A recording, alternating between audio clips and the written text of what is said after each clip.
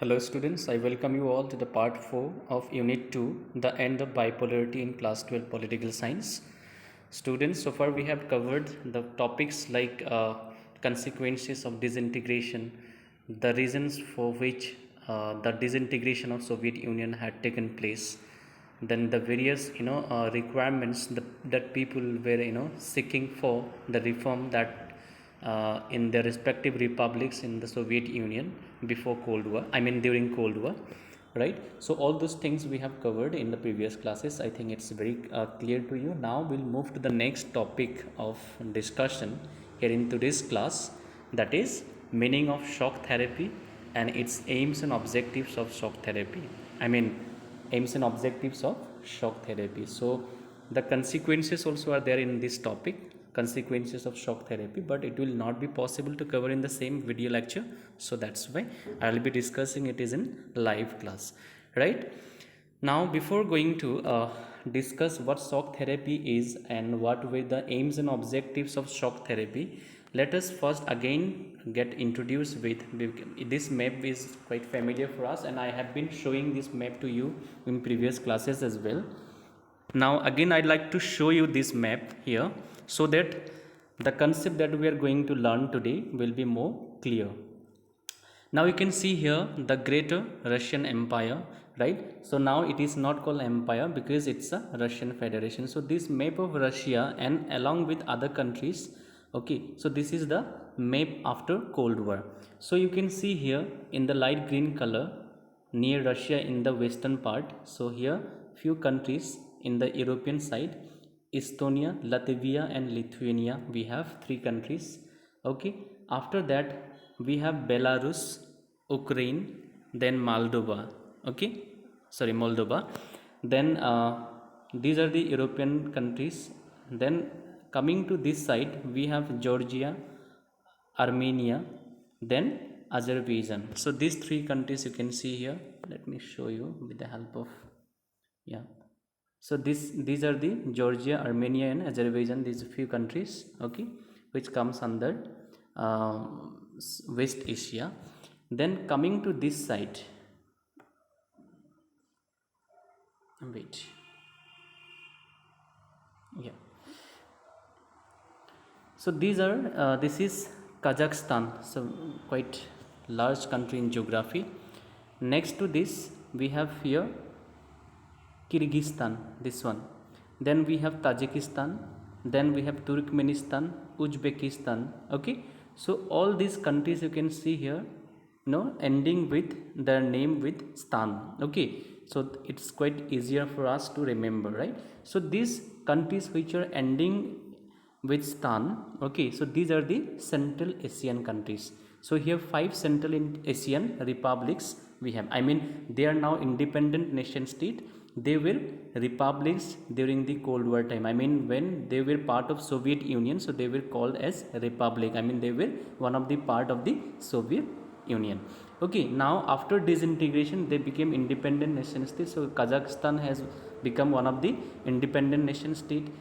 Likewise Turkmenistan, Kyrgyzstan, Tajikistan. Okay, so all these countries, five countries have become independent nation states, and they all together, these five countries are called what? Central Asian countries. So then this side Estonia, Latvia and Lithuania, these three countries together called Baltic states. Why they are called Baltic states? Because here you can see this is Baltic Sea. Okay, Baltic Sea is near to them because all these three countries are sharing the border with Baltic Sea, so they are together called Baltic states.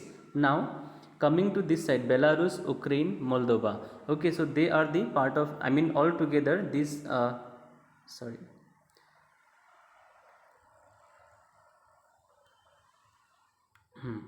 this all together the European countries. Okay, now as we all know, Russia, then these 14 countries here, Estonia, Latvia, Lithuania, Belarus, Ukraine, Moldova, Georgia, Armenia, Azerbaijan, then these five Central Asian republics. Okay, so all these countries, 14 plus Russian Federation, 15 countries were part of the Soviet Union. After disintegration they have emerged as an independent nation state. Now After disintegration, what happened? Since these countries were seeking the reforms during the disintegration process. Okay, so after disintegration, when they have emerged as a nation state, independent nation state, so they wanted to establish a kind of structure in the economy and political aspect, which would be something new. Okay, since they were experiencing over the decades the socialist one under the Soviet Union, so Soviet or the socialist system of economy and polity was not accepted or not liked by those people. Okay, it was not satisfactory model, right? So that is why now they were seeking to change the political and economic structure in their respective region. Okay, so this transition from the socialist authoritarian system to a capitalist and democratic system is termed as shock therapy here. So this shock therapy is nothing, it's a term used in economics. Okay, basically it is a economic term. In economic sense, what do we understand by shock therapy? It's a kind of therapy that we give to the economic system. So we will not go into discussion the term therapy in the medical science, because here the therapy means generally the transition from the state control asset to the privatized one. Okay, so just we have to understand that. So here first point in the shock therapy, what we have: shock therapy indeed a consequence of the disintegration of Soviet Union. As I have already said, that shock therapy had come into being or existence after what? After the disintegration of Soviet Union only. Okay, the collapse of Soviet Union had led to some structural changes in the region. See, the disintegration or the collapse of Soviet Union has also resulted some kind of structural changes in the former Soviet Union republics. Okay, so shock therapy was a process of transition from what? Transition from socialism to capitalism. You can see here, so previously they were having or practicing the socialist model, so this is called socialism, and from socialist to now they were moving towards what? Moving towards the capitalist system, which was actually practiced by or is being practiced by United States of America and Western developed countries, whereas Soviet Union or USSR was following the ideology of socialism, right? And as a part of the Soviet Union, these republics also were practicing the socialist model of economy only, right? Now they were seeking to change the system, okay, from socialist authoritarian to democratic capitalist system. Okay, here you can see in the second point. So this second point indeed is a very, very important definition for shock therapy, right? Next to this, what we have, you see, this transition model in Russia, Central Asia and East Europe was influenced by the World Bank and IMF. As we all know, the World Bank and the IMF. Okay, so these international organizations or the international economic organizations we call, right? So these were the basically organizations backed by the Western developed countries. Okay, I mean their interior was being basically controlled by the Western developed countries like US, Britain and all, right? Now they are basically the institutions which provoke or advocate the capitalist ideology. Clear my point? Okay, now this transition, in the transition process in Russia, Central Asia either or East Europe, okay, all those republics which were part of the Soviet Union, now here what they these institutions were playing the role, they were helping them to establish the capitalist model of economy. Clear my point? Next point is that it was very in intensity and speed amongst the countries. Means very means here what? Different.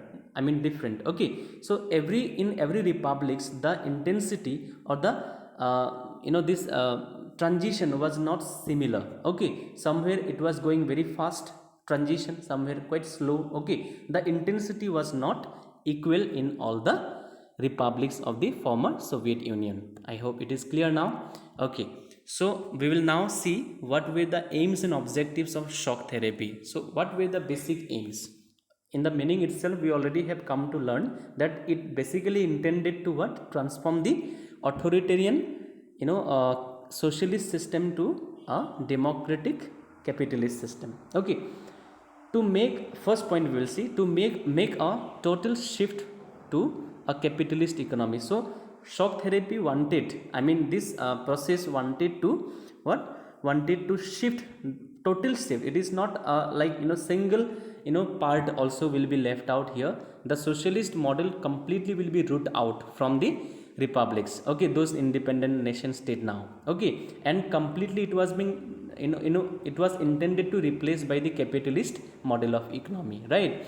Next point is saying to make private ownership as the dominant pattern of ownership of property. In the Soviet system already we have learned that Soviet system basically provoked the what, state ownership, okay. State ownership means here the assets, economic assets were controlled by the state only, right? Now instead of state control, now here the private individuals were given the control through this shock therapy, okay. So shock therapy also aim to privatize the ownership, right? Next is to make privatization of state assets. So already I have said those assets that we had, okay, all those state control assets now intended to or aim to shift to the private individuals, okay. Next is to convert collective farms into private farms. Those collective farms, those controlled by the state previously during the Soviet system, right? Now here the shock therapy, this process has intended to transform the collective farms into what, private farms, okay. Private individuals now were encouraged to own the farms, clear. Next is capitalism in agriculture. Here it is in the fourth point also written. Capitalism in agriculture means agriculture system, basically those agricultural tools and units were all controlled by the state only, under the control of state, okay. The land was there, the individual farmers were not given the ownership of land. So here the capitalism also was introduced in agriculture so that the agricultural system can be boosted. Next is liberalization of trade. Since I have told you previously that the reforms that people were seeking for in Soviet Union, okay, it was basically because Soviet Union did not interact with other countries of the world, okay. Basically it kept its economy and all, okay, isolated from rest of the world, as a result of which it was unknown for Soviet Union the newly emerging or advanced technologies, right? So liberalization of trade means here what, the trade now will be liberalized, means made free, okay, so that other countries people or companies, MNCs will come in Soviet Union, not only Soviet Union, sorry, here already the disintegration took place, so in all those republics or the newly independent countries, okay, and they could have established their businesses, right? Next point is saying to encourage foreign direct investment. See, foreign direct investment, I hope you have studied in economics also, it is the investment generally done by the MNCs, okay.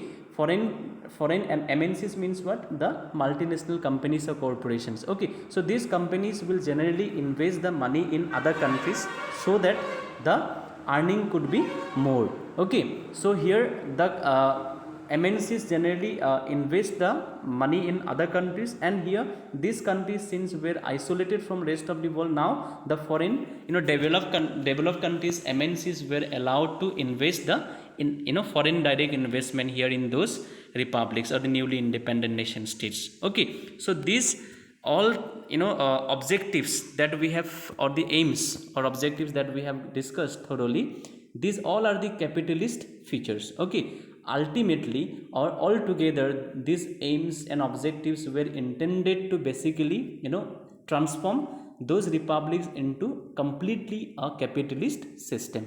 I hope it is clear, okay. Shock therapy is nothing, it is the transition of the authoritarian system to a what system, democratic system, if you see in the political sense, okay. And in economic term if you see, then it will be said socialist system to a capitalist system, clear, okay. Thank you.